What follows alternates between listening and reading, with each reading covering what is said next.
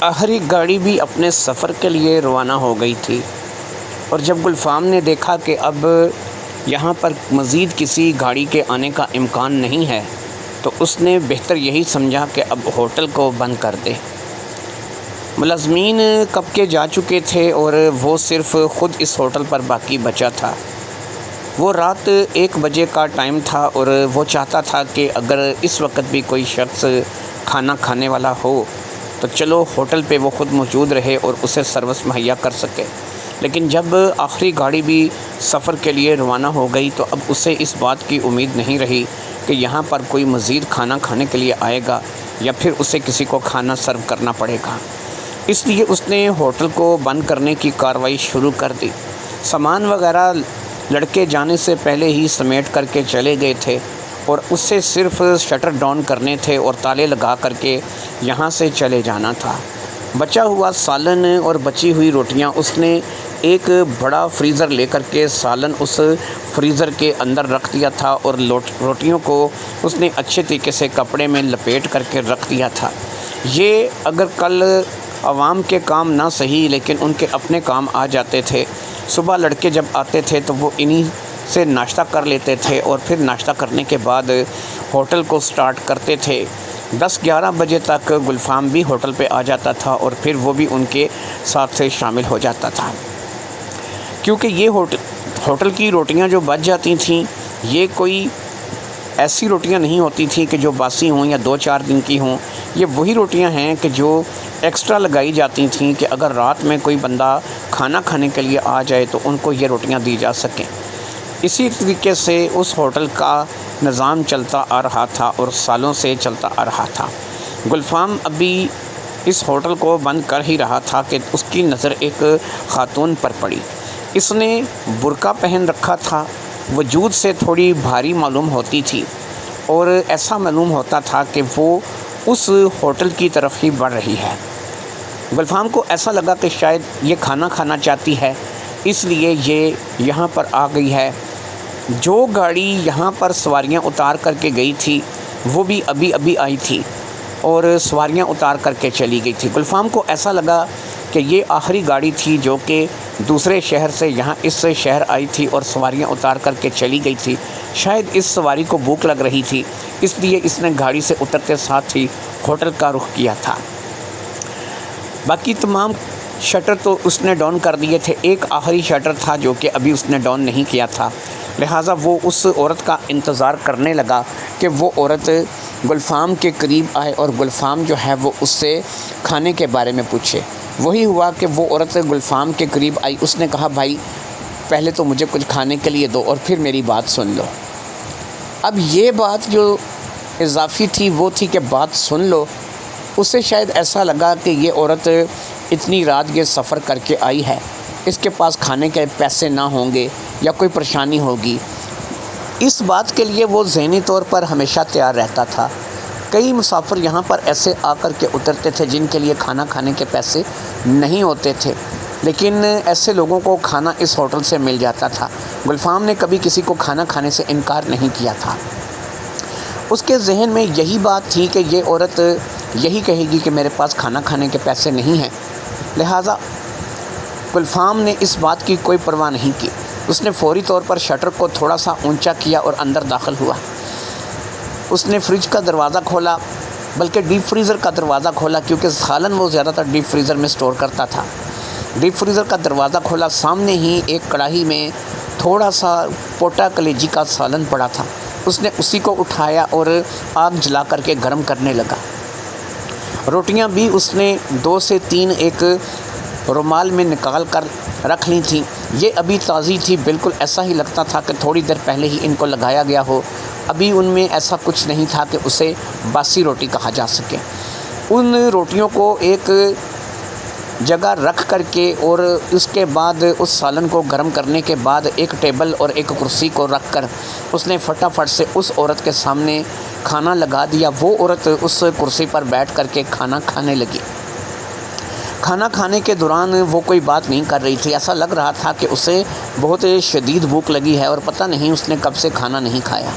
جب اس نے وہ 3 روٹیاں کھا لیں اور ساتھ ہی ساتھ اس نے وہ کڑھائی میں بچا ہوا پوٹا کلیجی کا سالن بھی ختم کر دیا۔ تو ایک جگ میں پانی ڈال کر کے ساتھ میں ایک گلاس جو ہے وہ گلفام نے اس کے سامنے رکھ دیا۔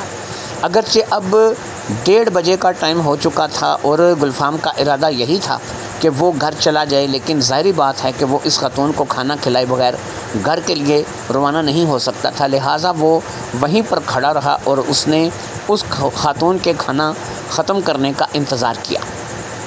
جیسے ہی اس نے کھانا ختم کیا، اس نے جگ گلاس کا سیٹ اٹھا کر کے اور باقی وہ جو بھی چیزیں تھیں، کڑھائی وغیرہ جو بھی تھا سامان اٹھا کر کے دوبارہ سے ہوٹل کے اندر رکھا اور اب اس نے شٹر کو ڈاؤن کر دیا۔ اس دوران اس نے وہ کرسی اور ٹیبل بھی اٹھا کر کے اندر کر دیا تھا اور وہ خاتون دوبارہ سے کھڑی ہو گئی تھی، لیکن وہ گئی نہیں تھی، وہ ابھی بھی یہیں کھڑی تھی۔ شٹر ڈاؤن کرنے کے بعد اس نے تالا لگایا اور اب وہ دوبارہ اس خاتون کی طرف متوجہ ہوا۔ اس نے کہا، جناب آپ نے کھانا کھانا تھا، میں نے آپ کو کھانا کھلا دیا ہے، اب آپ جہاں جانا چاہتی ہیں جا سکتی ہیں۔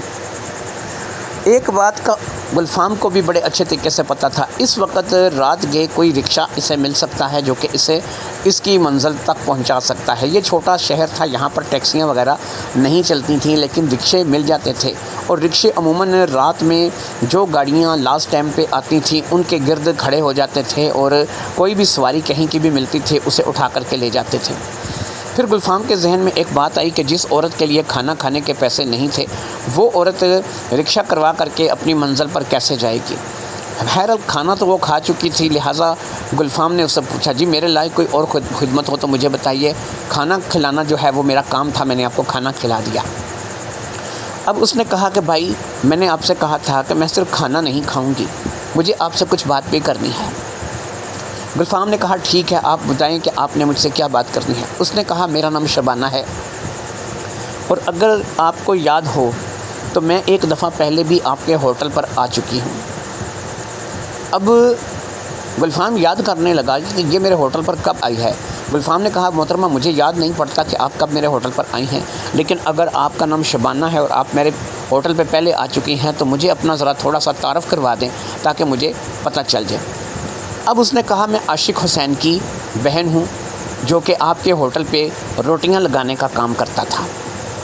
گلفام کو ایک دم سے یاد آیا کہ عاشق حسین نام کا ایک لڑکا تھا جو کہ قریب 6 مہینے پہلے یہاں پر روٹیاں لگانے کا کام کرتا تھا، اور نہ صرف کہ وہ روٹیاں لگانے کا کام کرتا تھا بلکہ اس کی اور گلفام کی اچھی خاصی دوستی ہو چکی تھی۔ وہ ایک ایماندار لڑکا تھا، شاید وہ کسی دوسرے شہر سے آیا تھا۔ اس کی ماں بیمار رہتی تھی اور اس کی ایک ہی بہن تھی جو کہ اس سے عمر میں بڑی تھی۔ ماں کے پاس بہن رہتی تھی اور وہ یہاں پر اس شہر میں آ کر کے کام کرتا تھا۔ گلفام کو عاشق حسین کے نام پر ساری بات یاد آ گئی۔ اس نے کہا ہاں مجھے یاد آیا، آپ شاید جب وہ یہاں پر کام کرتا تھا تب بھی آئی تھیں اور آپ کی ایک ملاقات کر کے گئی تھیں، اور اس وقت آپ ایک رات یہاں پر رکی تھیں اور آپ کو ہوٹل میں کمرہ لے کر کے دیا تھا جہاں پر آپ رہی تھیں۔ شبانہ نے کہا جی بالکل آپ نے درست فرمایا ہے، ایسا ہی ہوا تھا۔ گلفام نے کہا تو ٹھیک ہے، سنائیے عاشق حسین کیسا ہے؟ آپ کی والدہ جو اکثر بیمار رہتی تھیں ان کی طبیعت اب کیسی ہے؟ اپنی والدہ کے بارے میں بتائیے، اپنے بھائی کے بارے میں بتائیے۔ اس نے کہا جناب یہی تو مسئلہ ہے جو میں آپ کو بتانے جا رہی ہوں۔ میری والدہ اللہ بخشے فوت ہو چکی ہیں اور ان کو فوت ہوئے تقریباً 3 سے 3.5 مہینے ہو گئے ہیں۔ عاشق حسین یہ کہہ کر گھر سے نکلا تھا کہ میں واپس اسی شہر جا رہا ہوں جہاں پر میں پہلے کام کیا کرتا تھا، کیونکہ ہمارے شہر میں تو کوئی کام کی قدر نہیں کرتا، وہاں پہ مجھے اچھے پیسے مل جاتے تھے اور میں وہاں سے اچھا خاصا کما لیتا تھا، لہٰذا وہ اسی شہر کا بول کر کے گھر سے نکلا اور اسے آئے ہوئے 2 مہینے ہو چکے ہیں، یعنی ماں کے مرنے کے قریب 1.5 مہینے کے بعد وہ یہاں پر اس شہر میں آنے کے لیے نکلا تھا۔ میرے پاس ایک سادہ کی پیڈ موبائل ہے جس کا نمبر میرے بھائی عاشق حسین کو بڑے اچھے طریقے سے پتہ ہے، لیکن میرا بھائی واپس نہیں آیا۔ میں اسے ڈھونڈتے ڈھونڈتے تھک گئی، میں نے اس سے رابطہ کرنے کی بہت کوشش کی۔ جب میں نے دیکھا کہ میری ماں بھی نہیں رہی اور 2 مہینے میرے بھائی کو گئے ہوئے بھی ہو گئے ہیں، اس دوران اس نے نہ کوئی پیسہ بھیجا، نہ اس نے مجھ سے کوئی رابطہ کیا اور نہ ہی میرا اس کے ساتھ کوئی رابطہ ہوا۔ ایسے میں ظاہری بات ہے کہ مجھے پریشانی ہوئی اور میں اپنے بھائی کو ڈھونڈنے کے لیے گھر سے نکل آئی۔ ہمارا وہاں پر چھوٹا سا گھر صحیح، کچا مکان صحیح، لیکن اپنا ہے۔ جس شہر سے میں آئی ہوں وہاں پر ہمارا مکان ہے، اپنا ہے، اس لیے اب میں یہاں پر اپنے بھائی کو ڈھونڈنے کے لیے چلی آئی ہوں۔ ان 2 مہینوں میں اپنے ہی گاؤں میں جہاں پر میں رہتی ہوں کچھ مزدوری کر کے، کچھ لوگوں کے برتن وغیرہ دھو کر کے اس قدر بس میں نے پیسے اکٹھے کیے کہ میرے پاس آنے جانے کا کرایہ بن جائے اور میں اپنے بھائی کی تلاش کر سکوں۔ لہٰذا میں اپنے بھائی کو ڈھونڈنے کے لیے یہاں پر آئی ہوں۔ سب سے پہلا یہی ہوٹل تھا جہاں پر میری اس کے ساتھ ملاقات ہوئی تھی۔ اس کے علاوہ نہ میں تو اس شہر کے لوگوں کو جانتی ہوں، نہ یہاں کے ہوٹلوں کو جانتی ہوں، اور نہ ہی مجھے یہاں کسی بارے میں پتہ ہے۔ لہٰذا میں جب وہاں سے چلی تھی تو راستے میں گاڑی خراب ہو گئی۔ گاڑی خراب ہو جانے کی وجہ سے اس نے ہمیں کافی دیر انتظار کروایا اور پھر دوسری گاڑی میں بٹھا دیا۔ دوسری گاڑی میں جب اس نے ہمیں بٹھایا تو اس گاڑی نے اب یہاں پر 1 بجے ہمیں یہاں اس شہر میں لا کر کے اتارا ہے۔ میرا نہ تو کوئی گھر ہے، نہ کوئی فیملی ہے، نہ کوئی رشتہ دار ہیں۔ میں اس وقت آدھی رات کو کسی کے گھر نہیں جا سکتی، کسی بندے کے پاس نہیں رک سکتی، کسی فیملی، کسی رشتہ دار کے پاس نہیں جا سکتی۔ سب سے بڑی بات یہ ہے کہ میرے پاس اتنے پیسے نہیں ہیں کہ میں کسی ہوٹل میں کمرہ لے کر کے رات بسر کر سکوں۔ اس لیے آپ کے پاس آئی ہوں۔ کھانا آپ نے مجھے کھلا دیا ہے، یا تو آپ مجھے یہیں اسی ہوٹل میں شٹر اوپر کر کے کوئی چارپائی بستر وغیرہ لگا دیں، میں رات یہاں پر کسی بھی طریقے سے بسر کر لوں گی اور صبح ہوتے ہی میں اپنے بھائی کو ڈھونڈوں گی۔ اگر وہ آپ کے پاس ہے تو ٹھیک ہے، اگر نہیں ہے تو پھر مجھے بتائیے گا کہ وہ کہاں پر ہو سکتا ہے۔ لیکن اگر میرا بھائی نہیں ملتا تو مجھے ہو سکتا ہے کہ اسے 1-2 روز ڈھونڈنا پڑے۔ ایسے میں میرے پاس کہیں رہنے کا ٹھکانہ نہیں ہے، اور ایسا ٹھکانہ کیونکہ میرے پاس نہیں ہے، اس لیے میری آپ سے بس درخواست ہے کہ آپ مجھے یہاں پر اپنے پاس یا تو اسی ہوٹل میں رکھ لیجئے، یا اگر آپ کی فیملی ہے تو آپ مجھے اپنے گھر لے جائیے اور 2-3 دن کی بات ہے، مجھے اپنی فیملی میں رکھ لیجئے۔ گلفام نے سوچا کہ یہ 30-32 سال کی ایک ایسی خاتون ہے جس نے ابھی تک شادی نہیں کی۔ عاشق حسین نے اس کے بارے میں بہت کچھ بتا رکھا تھا۔ یہ اس کی بڑی بہن ہے اور یہ ایک ایسی خاتون ہے کہ جو ظاہری بات ہے کہ اس کی ماں کے مر جانے کے بعد عاشق حسین کی شاید اکلوتی رشتہ دار ہے۔ عاشق حسین واپس آیا ہو، یہاں پر آ کر کے کسی ہوٹل میں اس نے کام کیا ہو، یہ بات ظاہری بات ہے کہ فی الحال گلفام کے علم میں نہیں تھی۔ گلفام نے یہی بات شبانہ کو بتائی۔ اس نے کہا کہ شبانہ صاحبہ ایسا ہے کہ عاشق حسین یہاں پر واپس آیا ہو، یا واپس آ کر کے اس نے کسی ہوٹل پہ کام شروع کیا ہو، کیونکہ ظاہری بات ہے کہ اس کا روٹی لگانے کا کام ہے۔ اگر وہ اس شہر میں آتا تو کہیں نہ کہیں سے تو مجھے خبر ہو جاتی، لیکن ایسے بھی لوگ ہیں کہ جن کو میں نہیں جانتا، جو دوسرے شہروں سے آ کر کے یہاں پر ہوٹل بنا کر کے بیٹھ گئے ہیں۔ یہاں میرے شہر کے مقامی لوگ نہیں ہیں، اس لیے میں ہر انسان کی انفارمیشن نہیں رکھتا۔ یہی ہے کہ صبح ہی عاشق حسین کے بارے میں پتہ کرایا جا سکتا ہے، اور اس کے بارے میں پتہ کروا کے پھر ہی میں آپ کو بتا سکتا ہوں کہ وہ ہمارے شہر میں موجود ہے یا نہیں ہے۔ دوسرا یہ کہ آپ یہاں اس ہوٹل کے اندر نہیں رک سکتی، جس کی وجہ یہ ہے کہ یہ ہوٹل صرف اور صرف کھانا پکانے کے لیے رکھا گیا ہے، جہاں پر تنور ہے، جہاں پر کچن ہے، جہاں پر کرسی اور ٹیبل کے علاوہ اور کوئی چیزیں نہیں ہیں۔ یہاں رہائش کا انتظام نہیں ہے، اس لیے اس ہوٹل کو صرف کھانے پکانے کے لیے استعمال کیا جاتا ہے۔ اگر میں آپ کو کچھ کرسیاں جوڑ کر، کچھ ٹیبل جوڑ کر سونے بیٹھنے کی جگہ بنا بھی دوں تو میں صبح 9-10 بجے سے پہلے یہاں ہوٹل پہ نہیں آتا۔ لیکن جو لڑکے صبح کا ناشتہ سرو کرتے ہیں وہ یہاں پر صبح 6 بجے 5 بجے آ کر کے ہوٹل کو سٹارٹ کر دیتے ہیں اور ان کا کام شروع ہو جاتا ہے۔ صبح صبح یہاں پر ہمارے چنے چائے پراٹھا چلتا ہے، جو کہ ظاہری بات ہے کہ وہ لڑکے آ کر کے اپنا کام شروع کریں گے، اور چنے ظاہری بات ہے کہ ہمارے کچن میں نہیں بنتے، وہ گھر سے ہی پکا کر کے لاتے ہیں۔ جن لڑکوں کی یہ ڈیوٹی ہے وہ اپنے گھر جا کر کے رات کو چنے دھیمی آنچ پر رکھ دیتے ہیں اور صبح جو چنے پک چکے ہوتے ہیں انہیں یہاں پر لے آتے ہیں۔ پراٹھا اور چائے موقع پر ساتھ میں دے دی جاتی ہے، اور اس طریقے سے میرا ہوٹل چل رہا ہے۔ ایسے میں آپ کو یہاں پہ چھوڑ کر نہیں جا سکتا، کیونکہ یہاں پر وہ صبح 6 بجے تک آ جائیں گے اور اپنا کام شروع کر دیں گے۔ جب وہ دیکھیں گے کہ ایک خاتون یہاں پر ٹیبل جوڑ کر یا کرسیاں جوڑ کر کے اندر بستر لگا کر کے سو رہی ہے، تو وہ ظاہری بات ہے کہ پتہ نہیں کیا مطلب نکالیں گے، اور پتہ نہیں ان کی ذہنیت کہاں سے کہاں چلی جائے گی اور وہ کیا سوچیں گے۔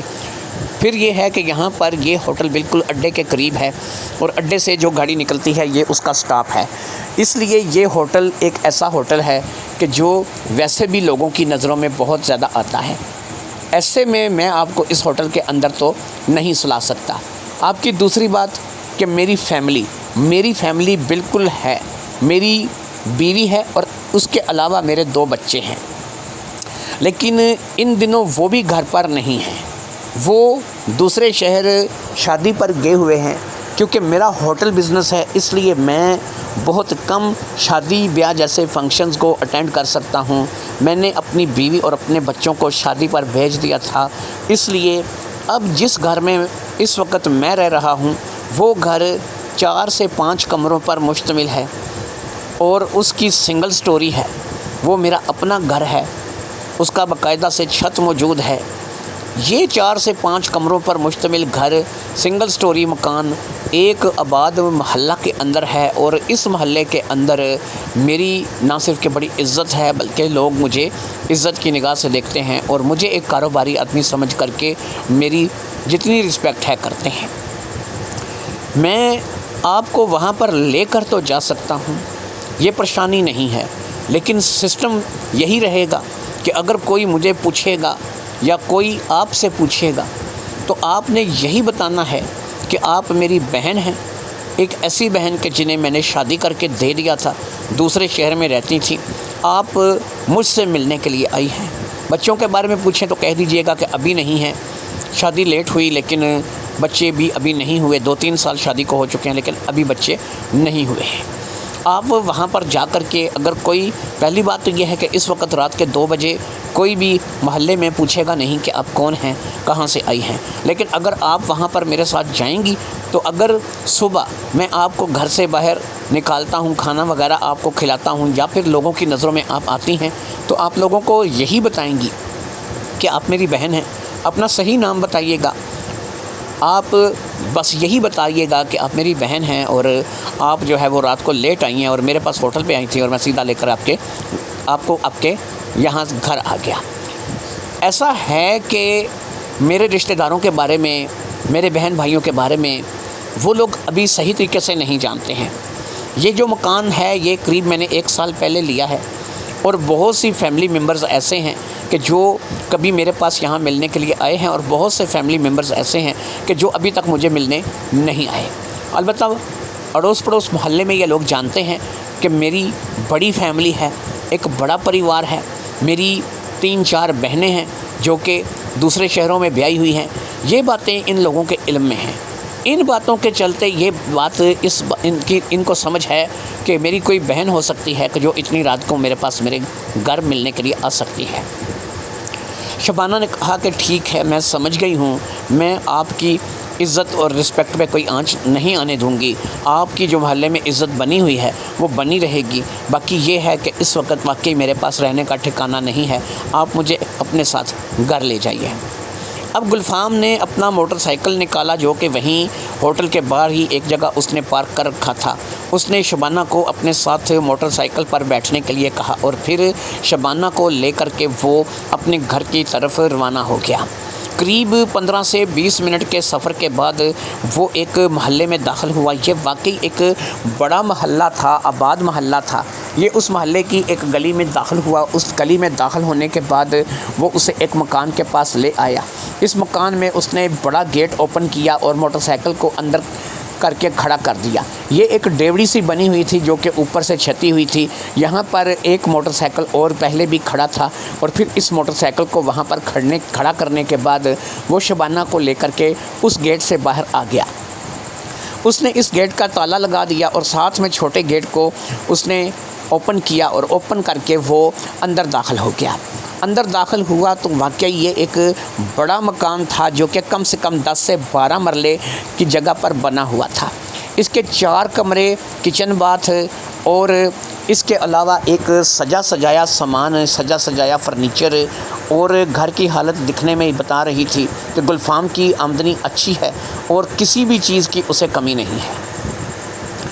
گلفام نے کہا کہ ایسا ہے کہ سیزن ایسا ہے کہ گرمی کا ہے، موسم ہے گرمی کا۔ یہاں باہر برآمدہ موجود ہے۔ ایک کمرے کے آگے اس نے بڑا برآمدہ بنا رکھا تھا، سامنے کی سائیڈ پر وہ کمرہ تھا، اور باقی جو کمرے تھے وہ بغیر برآمدے کے تھے جو اس نے بنا رکھے تھے۔ برآمدہ صرف ایک ہی کمرے کے آگے تھا۔ اس نے کہا کہ میں یہاں برآمدے میں سوتا ہوں، جب میرے میاں بیوی ہم لوگ نہیں گھر پہ ہوتے یا میری بیوی گھر پہ نہیں ہوتی، بچے نہیں ہوتے، تو میں یہاں برآمدے میں ایئر کولر لگا کر کے سو جاتا ہوں۔ ایک اور ایئر کولر اسی کمرے میں، جو کہ یہ برآمدے والا کمرہ ہے، بڑا کمرہ ہے، اس کے اندر ایک ایئر کولر موجود ہے۔ آپ اسے چلا لیجئے اور جا کر کے آرام کیجئے، کیونکہ اس وقت رات کے 2-2:30 بجے ہم لوگ آرام کرنے کے علاوہ جو ہے اور بات چیت نہیں کر سکتے۔ باقی صبح اٹھوں گا تو آپ کے بھائی عاشق حسین کے بارے میں پتہ کروں گا۔ امید ہے کہ وہ روٹی لگانے والا ایک آدمی ہے جو کہ اس شہر میں کہیں نہ کہیں اسے میں تلاش کر لوں گا، کیونکہ جتنے بھی یہاں پر روٹی لگانے کا کام کرتے ہیں ان کا آپس میں کسی نہ کسی شکل میں رابطہ ہوتا ہے۔ ان لوگوں کے نمبرز ایک دوسرے کے پاس ہوتے ہیں، اس لیے کسی نہ کسی طریقے سے ان لوگوں کو ایک دوسرے کا پتہ چل جاتا ہے اور وہ ایک دوسرے کا پتہ لگا لیتے ہیں۔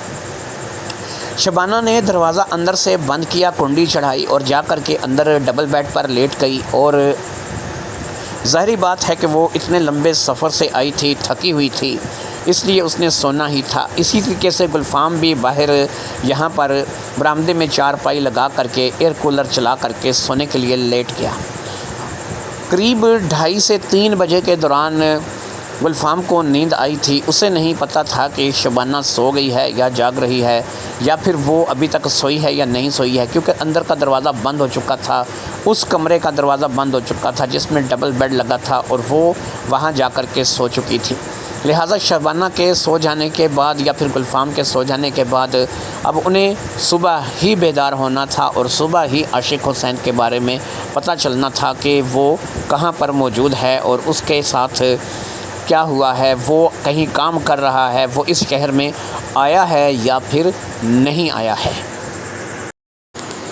اگلی صبح گلفام نے شبانہ کو اٹھایا کیونکہ وہ ابھی تک سو رہی تھی، شاید سفر کی تھکاوٹ تھی جس کی وجہ سے وہ ابھی تک اٹھی نہیں تھی۔ جیسے ہی وہ اٹھی وہ اس کے لیے ناشتہ لینے کے لیے چلا گیا، اور تھوڑی ہی دیر میں اس کے لیے ناشتہ لے کر کے آ گیا۔ پھر اس نے وہیں باہر برآمدے میں ہی ٹیبل بچھا کر کے اس پہ ناشتہ لگایا، پھر وہ دونوں ناشتہ کرنے لگے۔ اب گلفام نے گھر میں بیٹھے بیٹھے ہی بہت سے لوگوں سے رابطہ کرنا شروع کر دیا کہ جو ہوٹل کا کام کرتے تھے، جو تنور کا کام کرتے تھے، جہاں پر روٹی لگتی تھی، اور وہیں پر پتہ چل سکتا تھا کہ کہیں بھی اگر عاشق حسین آیا ہے اور کسی کے پاس بھی اس نے کام کیا ہے۔ لگ بھگ 2 مہینے پہلے وہ یہاں پر آیا تھا، اس کا مطلب یہ ہے کہ بڑی آسانی سے پتہ چل سکتا تھا۔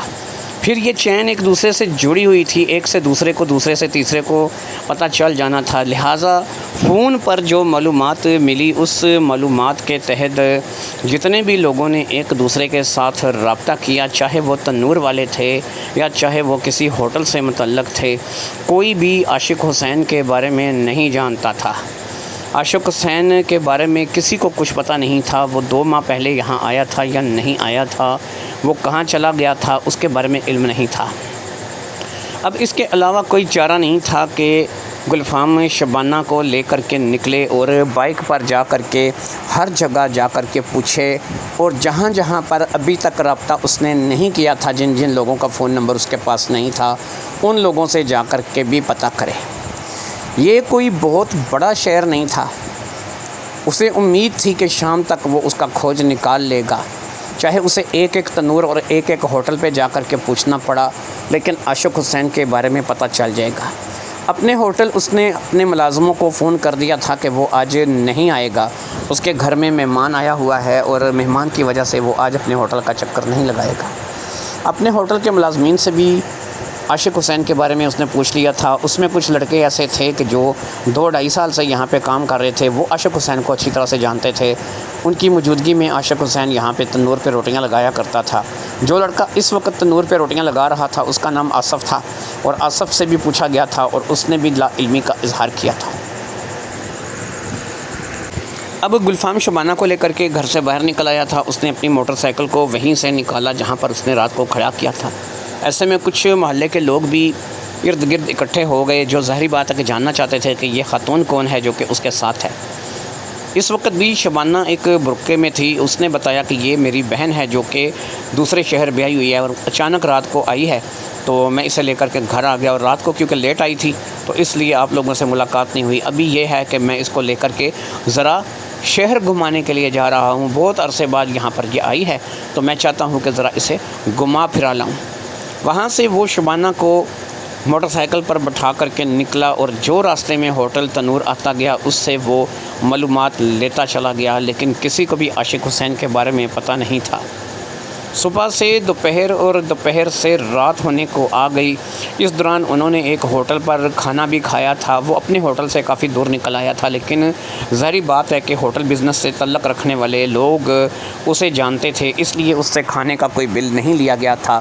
وہ شبانہ کے ساتھ کھانا کھا کر کے وہاں سے نکلا، اور پھر اس نے شام تک اپنے پورے علاقے کا وزٹ کر لیا تھا۔ کوئی تنور اس نے نہیں چھوڑا تھا، کوئی ہوٹل اس نے نہیں چھوڑا تھا، کوئی شخص اس نے نہیں چھوڑا تھا کہ جہاں جا کر کے اس نے عاشق حسین کے بارے میں معلومات نہ حاصل کی ہو۔ لیکن نتیجہ اس کا یہی نکلا تھا کہ عاشق حسین کو نہ تو کوئی جانتا ہے اور نہ ہی عاشق حسین کسی کے پاس آیا ہے۔ جو لوگ پرانے جاننے والے تھے، جو عاشق حسین سے واقف تھے، انہوں نے بھی یہی بتایا تھا کہ بھائی وہ نہیں آیا ہے۔ شام کو جب یہ واپس اپنے ہوٹل پر پہنچا، اس وقت بھی شبانہ اس کے ساتھ تھی۔ ہوٹل کے ملازمین نے شبانہ کے بارے میں پوچھا تو اس نے فی الحال ان کو کچھ نہیں بتایا، بس یہ بتایا کہ میری کوئی عزیزہ ہے دوسرے شہر سے یہاں پر آئی ہوئی ہے۔ اپنے ہوٹل سے رات کا کھانا پیک کروانے کے بعد یہ گھر آ گیا۔ گھر آ کر کے اس نے کھانا گرم کیا اور گانا گرم کر کے یہ شبانہ کے ساتھ کھانا کھانے بیٹھ گیا۔ آج کیونکہ شبانہ کی تھکاوٹ بہت زیادہ ہو چکی تھی، اگرچہ وہ سفر سے نہیں آئی تھی لیکن سارا دن موٹر سائیکل پہ بیٹھ کے ادھر سے ادھر گھومتی پھرتی رہی تھی، اور پھر واپس رات کو وہیں آ گئی تھی جہاں پر وہ ایک رات پہلے ٹھہری تھی۔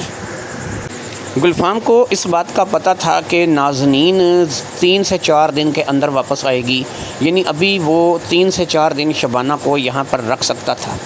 نازنین کے ہوتے ہوئے وہ شبانہ کو یہاں پر نہیں رکھ سکتا تھا۔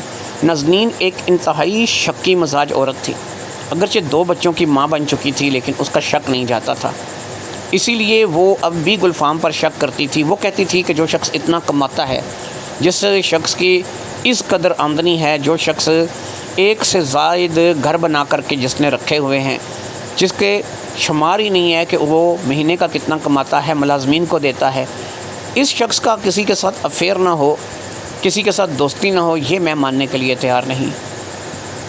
حتیٰ کہ گلفام نے اسے ہزاروں بار اس بات پہ قائل کیا تھا اور بتایا تھا کہ بھائی میں ایک سیدھا سادہ گھر گرہستی والا آدمی ہوں اور مجھے کسی کے ساتھ افیئر وغیرہ چلانے کی کوئی ضرورت نہیں ہے، مجھے ایک ہی مل گئی ہے وہ کافی ہے، اور اس میں سے اللہ نے مجھے 2 بچے دے دیے ہیں، یہ میرے لیے بہت ہیں۔ لیکن نازنین ان باتوں کو ماننے والی نہیں تھی، وہ صرف اپنے شک کی بنیاد پر جیتی تھی اور اسے ہمیشہ سے اپنے شوہر پر شک رہتا تھا۔ وہ اس کا موبائل بھی چیک کرتی رہتی تھی جس پہ کوئی پاسورڈ اس نے نہیں لگا رکھا تھا۔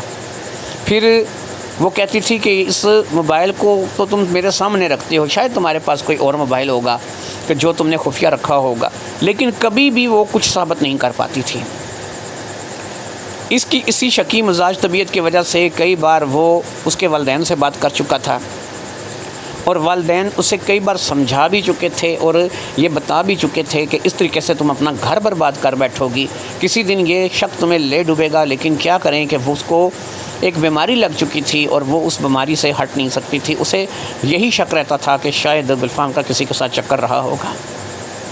ایسے میں بھی جب گلفام شبانہ کو لے کر کے اپنے گھر چلا آیا تھا، اس کے ذہن میں یہ بات تھی کہ کل کو جب نازنین یہاں پر آئے گی، اڑوس پڑوس محلے کے لوگ ضرور پوچھیں گے کہ یہاں پر کوئی عورت تمہارے پیچھے آئی تھی، 3-4 دن 5 دن رہ کر کے گئی ہے، وہ عورت کون تھی؟ ایسے میں گلفام یہی بتائے گا کہ وہ میرے دوست کی بہن تھی اور میں اسے اس طریقے سے گھر لے کر کے آیا تھا۔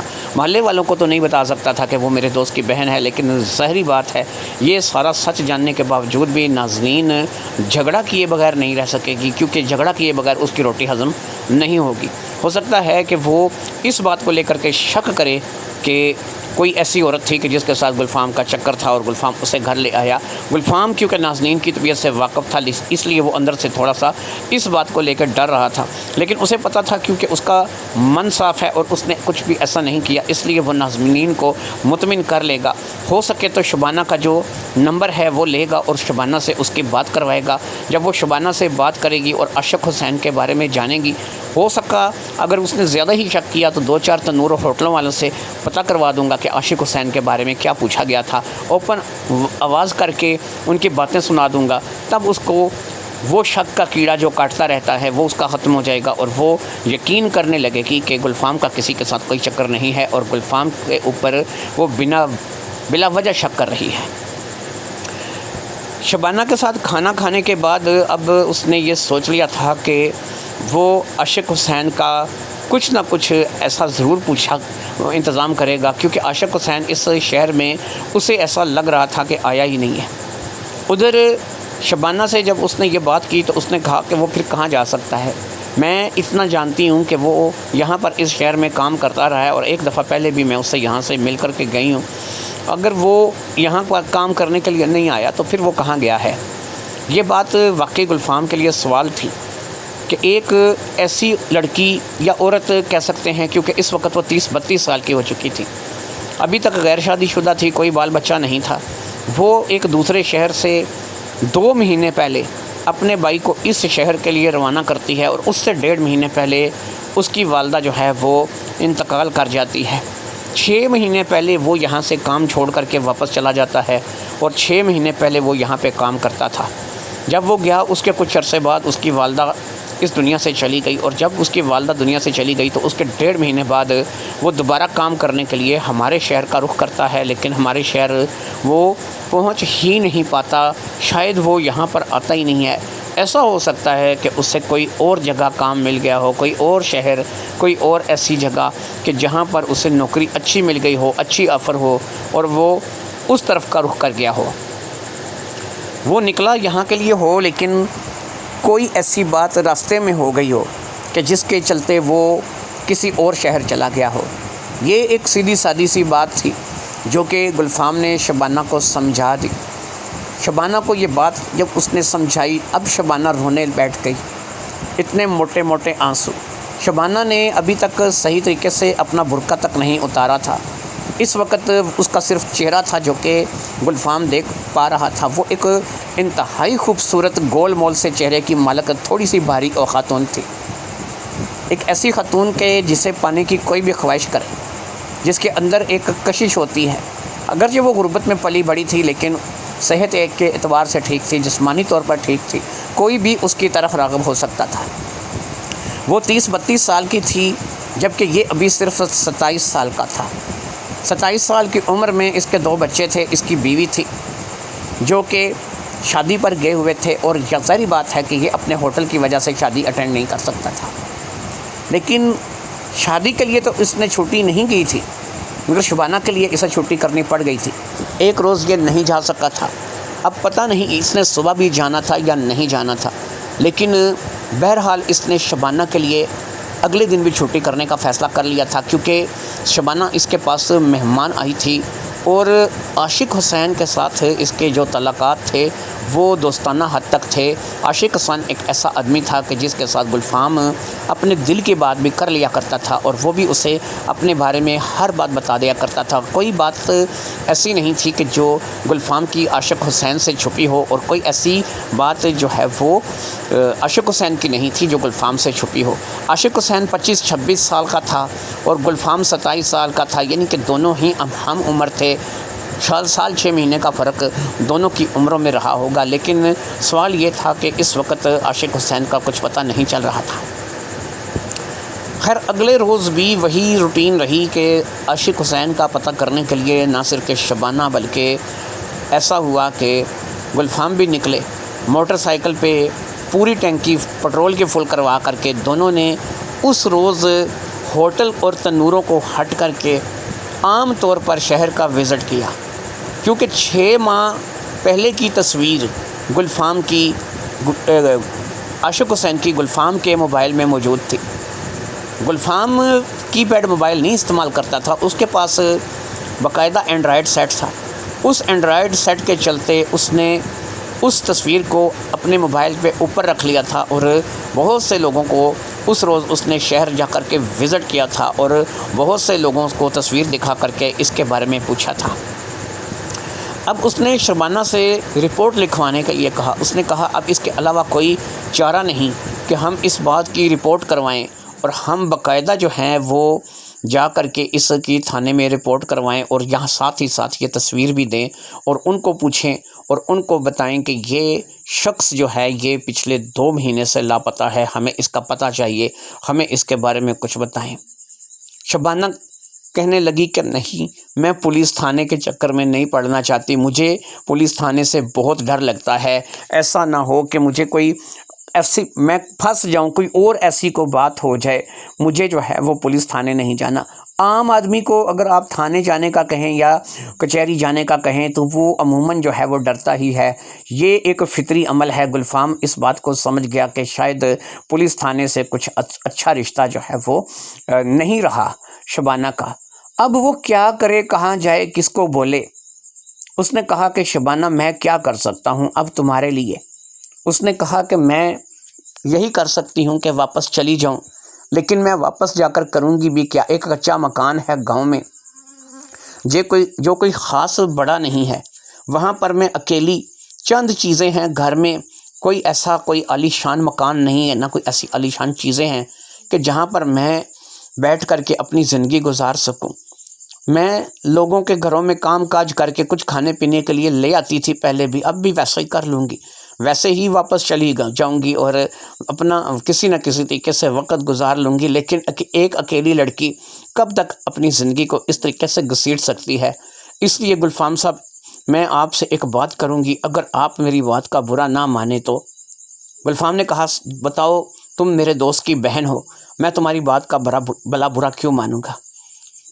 اب شبانہ نے کہا کہ دیکھیں ایسا ہے کہ بھائی میرے کا کچھ پتہ نہیں کہ وہ کہاں پر ہے کہاں پر نہیں ہے، پتہ نہیں کہاں چلا گیا ہے، کسی اور شہر کا رخ کیا ہے، یا کچھ اس کے ساتھ خدا نہ کرے کہ کچھ 19-20 ہو گئی ہو، یا پھر کسی حادثے کا شکار، یا کچھ بھی جیسا بھی۔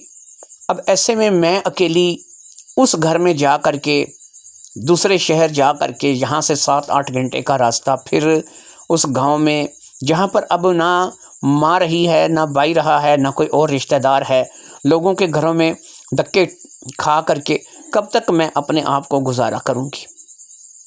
میری آپ سے ایک گزارش ہے، اگر آپ کر سکیں تو مجھے یہیں پر کسی 2-4 گھر کا کام لے دیں، یہیں پر مجھے کوئی ایسا گھر، کوئی ایسی بات کوئی کسی سے کروا دیں، یہاں پر 2-4 کوٹھیوں کا کام لے دیں، کسی گھر میں مجھے رکھوا دیں، چلو وہ مجھے رہنے سونے کے لیے کچھ جگہ دے دیں گے، کچھ کھانا پینا دے دیں گے، کچھ پیسے دے دیں گے، میں ان کے ساتھ اپنی زندگی گزار لوں گی۔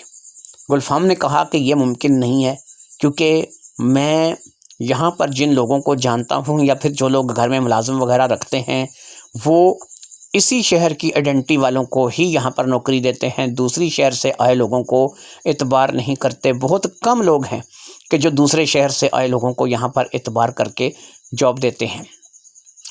اب شبانہ نے کہا ٹھیک ہے، اگر ایسا نہیں ہو سکتا تو پھر ایک کام تو آپ کروا سکتے ہیں۔ گلفام نے کہا ہاں بولو، اگر مجھے سمجھ میں آئے گا تو میں تمہیں وہ کام کروا دوں گا، یا پھر تمہیں جو ہے وہ جو بھی بات تم کہو گی اگر میری سمجھ میں آئے گی میں کروا دوں گا۔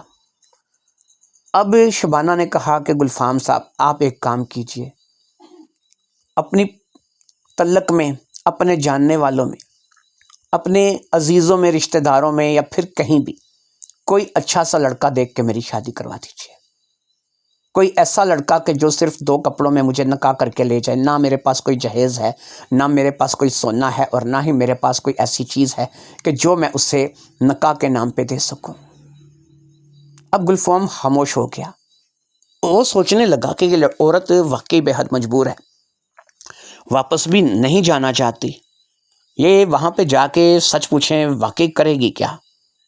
ایک ایسا مکان جو کہ چھوٹا سا ہے، کچا مکان ہے، پھر ماں بھی نہیں ہے، بھائی بھی نہیں رہا، پتہ نہیں بھائی کہاں پر ہے کہاں پر نہیں ہے، پھر ایسے میں لوگوں کے کپڑے برتن دھو کر کے یہ اپنا 2 وقت کی روٹی تو کما لے گی، لیکن اس کی زندگی کیا ہے؟ اس کی زندگی تو بند ہو کر کے رہ جائے گی، یہ ایک بند ڈبے میں قید ہو جائے گی۔ پھر یہ ہے کہ وہاں پر پتہ نہیں اسے کوئی اپنائے گا، شادی کرے گا، یا اس کے ساتھ گھر بسائے گا یا نہیں۔ زیادہ تر تو اکیلی عورت کو دیکھ کر کے جو کہ اس طریقے کے حالات کا شکار ہو، لوگ ہوس زدہ درندے بن جاتے ہیں اور اس کا شکار کرنے کا ہی سوچتے ہیں۔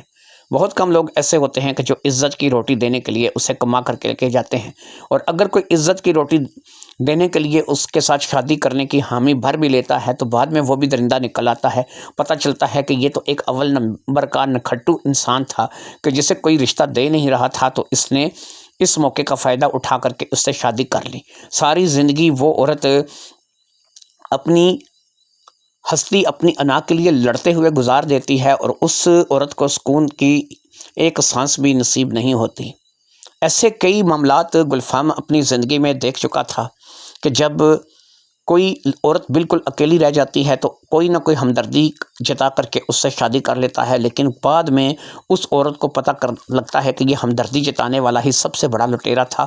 اس نے بس لوٹنے کا طریقہ اب الگ اپنایا اور الگ طریقے سے اس کو لوٹنے لگا۔ یہ وہ باتیں تھیں کہ جو ظاہری بات ہے کہ اس وقت گلفام کے دماغ میں گھوم رہی تھی۔ شبانہ کی بات اگرچہ تھوڑی سی بے باک تھی، لیکن ظاہری بات ہے کہ اب وہ کچھ کر نہیں سکتا تھا۔ وہ ظاہری بات ہے کہ صحیح کہہ رہی تھی کہ میں 30-32 سال کی ہو چکی ہوں، میں ایک عورت ہوں، میرے پاس اتنے پیسے نہیں کہ میں جہیز دے سکوں، میں کچھ سونا زیور وغیرہ یا پھر اچھا کپڑا جوتی پہن سکوں۔ میں صرف اتنا کر سکتی ہوں کہ میں اپنا آپ کسی کے حوالے کر سکتی ہوں، لیکن وہ بھی نکاح کے بدلے، جو کہ میرے ساتھ نکاح کرے۔ گلفام نے اسے کہا کہ ٹھیک ہے، میں سوچتا ہوں میرے حلقے میں کچھ لوگ ایسے ہیں کہ جو شاید تم سے شادی کرنا چاہیں یا تم سے شادی کر کے گھر بسانا چاہیں گے۔ اس روز بھی وہ اسے رات کو گھر لے آیا، اور پھر وہ جیسے کہ اندر کمرے میں سوتی تھی اور یہ باہر برآمدے میں سوتا تھا، اسی طریقے سے اس نے اسے کمرے میں اور خود کو برآمدے میں سلا دیا۔ یہ رات گلفام کی زندگی کی ایک عجیب رات تھی۔ وہ کسی کروٹ سو رہا تھا، کبھی کسی کروٹ سو رہا تھا، اسے نیند نہیں آ رہی تھی۔ شبانہ کے لیے وہ کیا کر سکتا تھا؟ وہ اس کے دوست کی بہن تھی، کبھی وہ اس کی شادی کروانے کا سوچتا تو کبھی وہ یہ سوچتا کہ یہاں پر کیا اسے کسی جگہ کام پہ رکھوایا جا سکتا ہے، لیکن یہاں پر کام پہ رکھوانے سے بھی تو کوئی فائدہ نہیں تھا۔ وہی بات تھی کہ کل کو ایک نوکرانی کی کیا زندگی ہے، نہ اس کے بچے، نہ اس کا شوہر، نہ اس کا گھر بار، وہ کب تک اس زندگی کو بھی جیتی؟ ایک نہ ایک دن وہ اس زندگی سے بھی تنگ آ جاتی۔ ایسے میں گلفام نے صبح ہونے سے پہلے ایک فیصلہ کر لیا تھا، اور نہ صرف کہ اس نے فیصلہ کر لیا تھا بلکہ آج اس نے یہ فیصلہ بھی کیا تھا کہ وہ صبح ہوٹل پہ جائے گا اور اپنے ہوٹل پہ بیٹھ کر کے آج کا دن گزارے گا۔ 2 دن بہت تھے جو اس نے شبانہ کے ساتھ گھوم پھر کر کے عاشق حسین کو ڈھونڈنا چاہا تھا، لیکن وہ اسے نہیں ملا تھا۔ 2 دن بہت زیادہ تھے، اس لیے اس نے سوچا تھا کہ وہ صبح ہوٹل پہ جا کے اپنے کام کو سنبھالے گا اور ہوٹل پہ توجہ کرے گا۔ ابھی نازنین کے آنے میں 2 سے 3 دن باقی تھے۔ اسے امید تھی کہ وہ نازنین سے آنے سے پہلے شبانہ کا کوئی دوسرا انتظام کرنے میں کامیاب ہو جائے گا۔ جیسا کہ گلفام نے 1 سے زیادہ گھر بنا رکھے تھے، وہ اس وقت 4 گھروں کا مالک تھا۔ لیکن اس نے کبھی یہ باتیں اپنی فیملی میں نہیں کی تھیں کہ اس کے کتنے مکان ہیں۔ ناظرین کو صرف اتنا پتہ تھا کہ اس کے 2 مکان ہیں اور وہ بھی اسی شہر کے اندر ہیں۔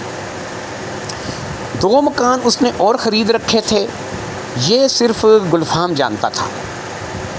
وہ 2 مکان اس شہر کے اندر نہیں تھے۔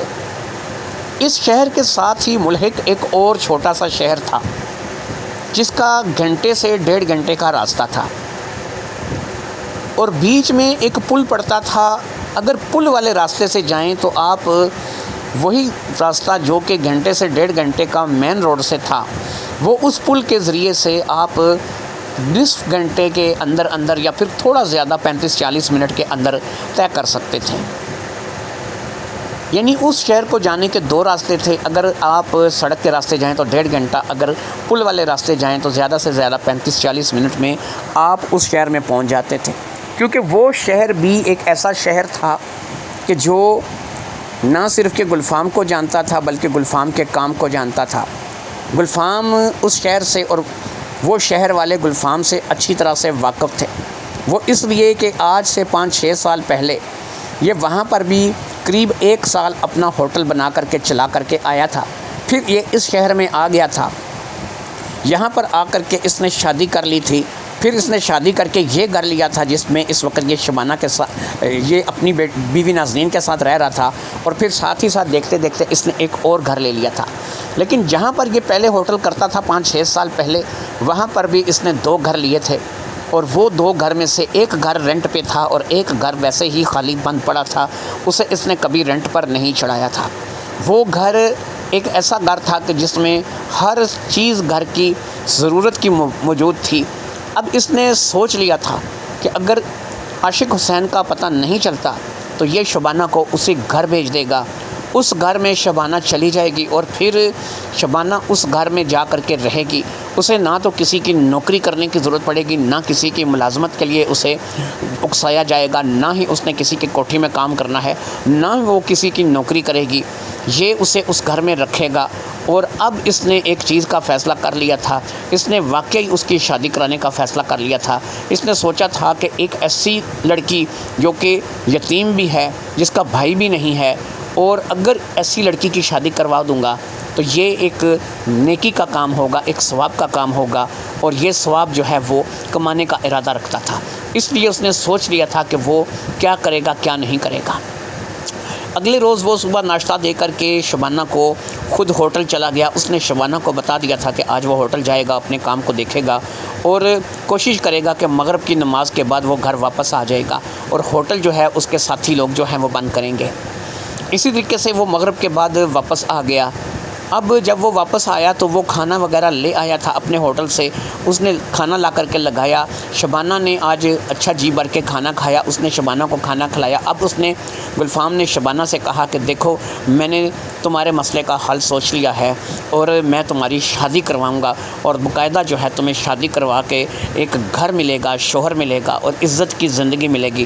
نہ تمہیں کسی جگہ نوکرانی بن کے کام کرنے کی ضرورت ہے، نہ تم جو ہے وہ اس قسم کا کوئی کام کرو گی، لیکن بس تمہیں کچھ باتیں جو ہیں وہ اپنی ذات تک محدود رکھنی ہیں، کچھ باتیں ایسی ہیں جو اپنے آپ تک محدود رکھنی ہیں۔ اگر تم ان باتوں کو اپنے آپ تک رکھو گی تو تمہاری شادی کامیاب رہے گی، اور تم ایک اچھی کامیاب شادی شدہ زندگی جو ہے اس کو گزارو گی۔ یہ کہہ کر کے وہ صبح ہوٹل کے لیے روانہ ہو چکا تھا۔ اس روز اس نے ہوٹل پہ اپنا دن گزارا۔ اس کی بیوی کو آنے کو اب صرف 1 دن ہی باقی بچا تھا، اس لیے اس نے شبانہ کو فوری طور پر وہیں پر شفٹ کرنے کا فیصلہ کر لیا جہاں اس نے شبانہ کے بارے میں سوچا تھا۔ وہ شبانہ کو لے کر کے دوسرے شہر گیا، اور وہاں پر جا کر کے اس نے اپنی بیوی کے آنے سے پہلے اسے اس مکان میں شفٹ کر دیا۔ اب یہاں پر بھی کچھ لوگ آ کر کے اکٹھے ہو گئے تھے جو کہ اسے پرانے جاننے والے تھے اور جانتے تھے کہ یہ اس کا گھر ہے۔ اس نے اپنے گھر کو اوپن کیا تھا، گھر میں آیا تھا، ایک عورت کے ساتھ آیا تھا، تو ظاہری بات ہے کہ سارے لوگ جو ہے وہ اب اس بات کے لیے اکٹھے ہو گئے تھے کہ یہ عورت کون ہے اور اس عورت کے ساتھ تمہارا کیا تعلق ہے، پہلے تو یہ نہیں تھی، وغیرہ وغیرہ۔ اس نے بتایا کہ بھئی آپ لوگوں کو پریشان ہونے کی ضرورت نہیں ہے، یہ لڑکی جو میں یہاں پر لے کر آیا ہوں، یہ لڑکی جو ہے جو یہاں پر میرے ساتھ آئی ہے، یہ اب اس گھر کی مالکن ہے، یعنی میری ہونے والی بیوی ہے۔ اس نے ہونے والی کا لفظ بیوی کے لیے لوگوں کے سامنے تو ادا نہیں کیا تھا، لیکن اس نے آتے آتے شبانہ کو یہ بات سمجھا دی تھی کہ میں تم سے شادی کروں گا، کیونکہ مجھے کوئی اور ایسا شخص نظر نہیں آ رہا کہ جو شادی کر کے تمہارے حقوق پورے کرے یا تمہارے ساتھ صحیح طریقے سے رہے، اس لیے میں ہی تمہارے ساتھ شادی کروں گا اور میں ہی تمہارے ساتھ رہوں گا۔ باقی یہ ہے کہ یہ بات میری پہلی بیوی سے پوشیدہ رہنی چاہیے، اسے اس بات کے بارے میں پتہ نہیں لگنا چاہیے۔ ایسا نہیں کہ دوسری شادی کرنا کوئی جرم ہے، لیکن میری پہلی بیوی بڑی لڑاکو ہے، ایک ایسی لڑکی ہے کہ جو ان چیزوں کو، ان باتوں کو برداشت نہیں کرے گی۔ ہو سکتا ہے بڑا بکھیڑا کھڑا کر دے، لیکن میں نہیں چاہتا کہ میں اس بکھیڑے کے چلتے اس کے ساتھ جھگڑا کروں، کل کو بات طلاق تک پہنچے یا پھر 2 بچوں کی موجودگی میں میں اس کو کچھ ایسا کہوں کہ جو میرے بچوں پہ اثر پڑے۔ اس لیے میں تمہارے ساتھ شادی کروں گا، تمہیں اپنی بیوی بناؤں گا اور تمہیں اپنی بیوی بنا کر کے رکھوں گا۔ شبانہ کے لیے اتنا کافی تھا کہ گلفام مان گیا تھا اسے بیوی بنانے کے لیے، لہٰذا اس نے زیادہ کوئی بات نہیں کی تھی۔ انہوں نے یہی سوچا تھا کہ ہم لوگ وہاں پر شفٹ ہو جائیں گے اور اس کے بعد جیسے ہی موقع ملے گا ہم لوگ کورٹ کچہری کا رخ کریں گے اور دونوں میاں بیوی کی حیثیت سے ایک دوسرے کو قبول کریں گے۔ میں باقاعدہ اس بات کی گواہی دوں گی کہ نہ میرے سر پر ماں باپ ہیں، نہ میرا کوئی بھائی بہن ہے، اس لیے میں یتیم ہوں اور میں اس کے ساتھ شادی کرنا چاہتی ہوں۔ لڑکا بھی راضی، لڑکی بھی راضی، ظاہری بات ہے کہ کورٹ میں یہ شادی ہو جانی تھی۔ گلفام شبانہ کو چھوڑ کر کے چلا آیا۔ اسے پتہ تھا کہ وہ کسی بھی وقت شبانہ کے پاس پہنچ سکتا ہے، کیونکہ وہ پل والا راستہ اختیار کرے تو آدھے سے پونے گھنٹے کے اندر شبانہ کے پاس ہوگا، لہٰذا وہ پل والے راستے سے ہی واپس آ گیا تھا۔ اور اسی طریقے سے ایک آدھ دن گزرنے پر نازنین واپس آ گئی تھی۔ نازنین کو گلی محلے کے لوگوں نے بتایا تھا کہ کوئی عورت تمہارے پیچھے یہاں پر آ کر 4-5 دن رہ کر کے گئی ہے۔ اس بات کو لے کر کے اس نے واقعی بکھیڑا کھڑا کیا تھا، لیکن جب گلفام نے پورا ثبوت دیا تھا کہ وہ میرے دوست کی بہن تھی جو کہ دور علاقے سے آئی تھی، اس کے پاس رہنے کے لیے ٹھکانہ نہیں تھا، پھر میں نے اسے جو ہے وہ باقاعدہ اس طریقے سے جو ہے وہ اپنے پاس رکھا۔ میں یہاں باہر سوتا رہا، وہ اندر سوتی رہی، اور پھر میں اسے ہر تنور، ہر ہوٹل والے کے پاس لے کر کے گیا اور اس کے بھائی کے بارے میں پوچھا۔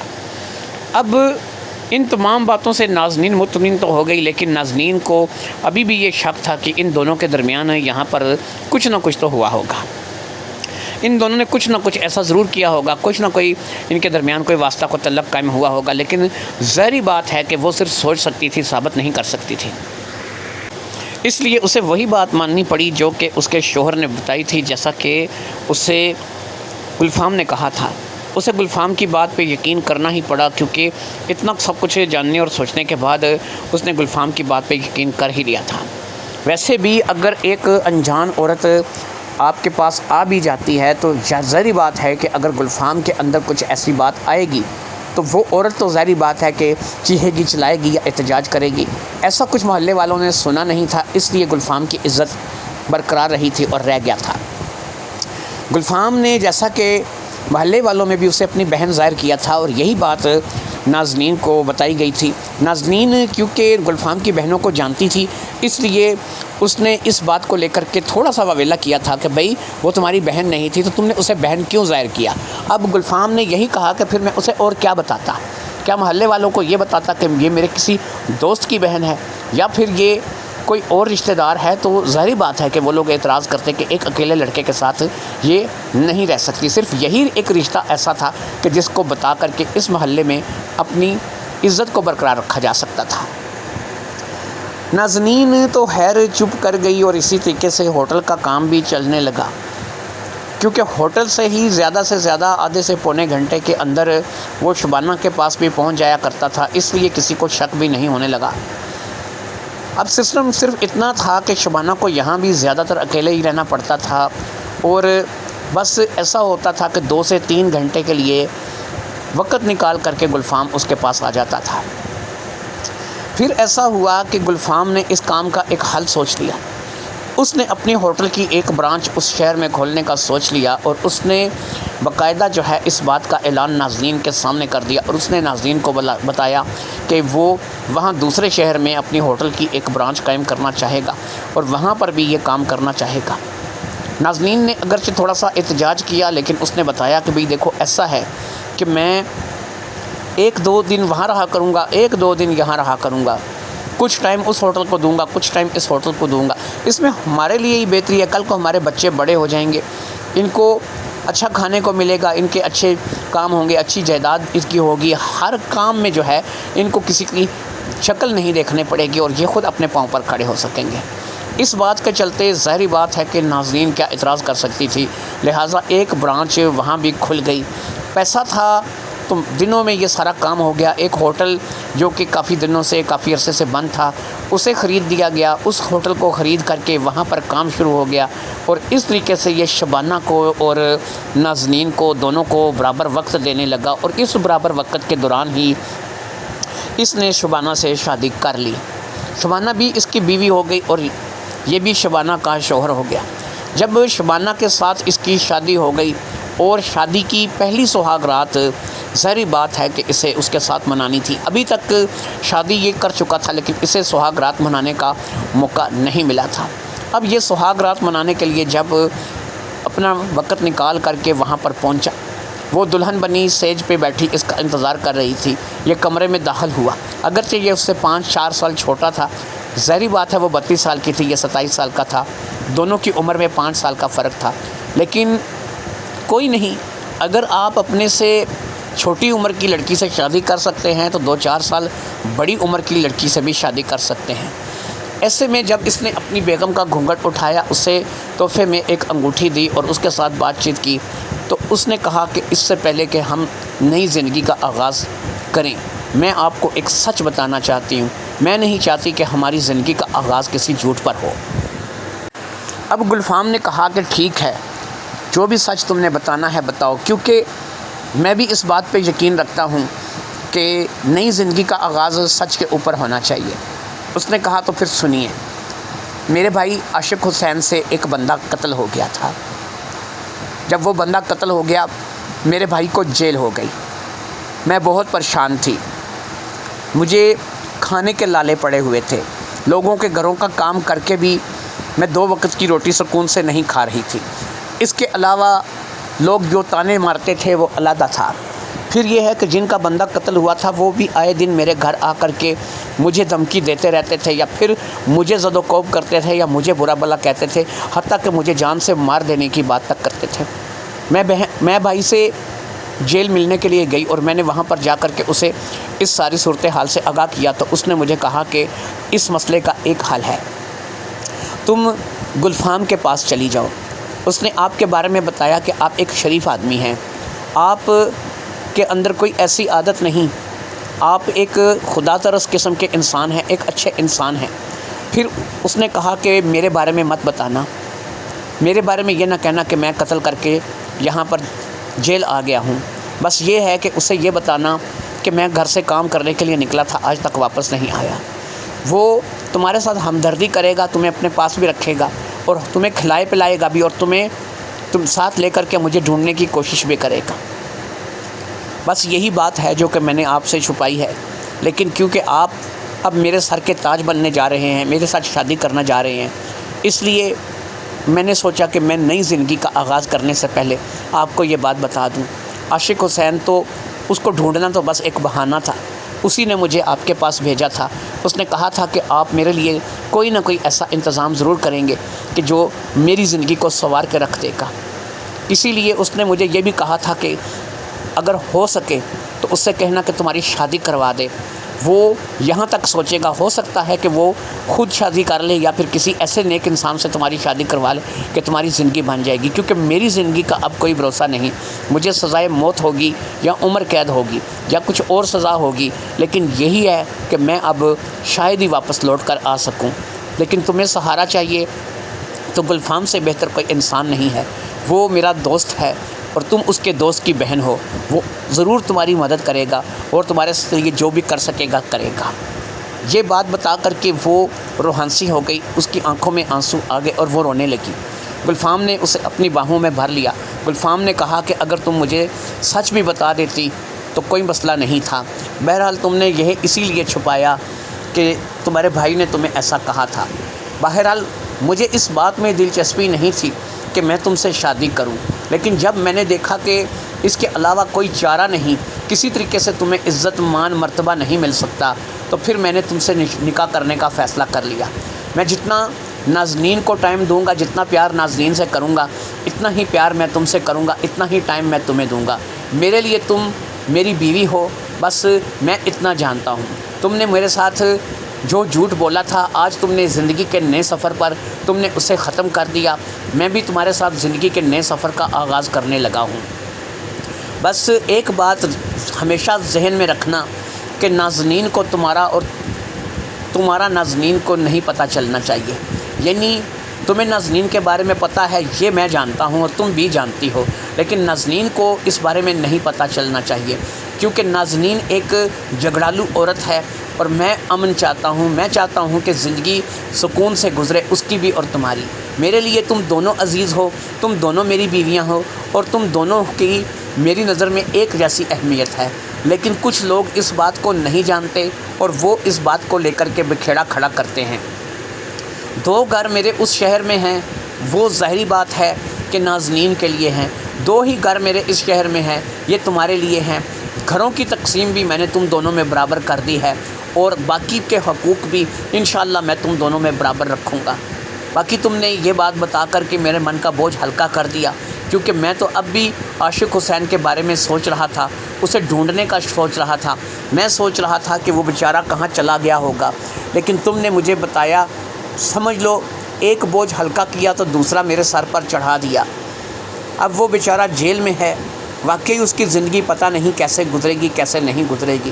ہو سکے گا تو ہم اس کی ملاقات کو جایا کریں گے، ہو سکے گا تو اس کے ساتھ جا کر کے ملیں گے اور کوشش کریں گے کہ اگر اس کا مقدمہ لڑ سکیں، جیت سکیں یا اسے وہاں سے رہائی دلا سکیں تو اس کے لیے بھی جو کچھ ہو سکے گا کریں گے۔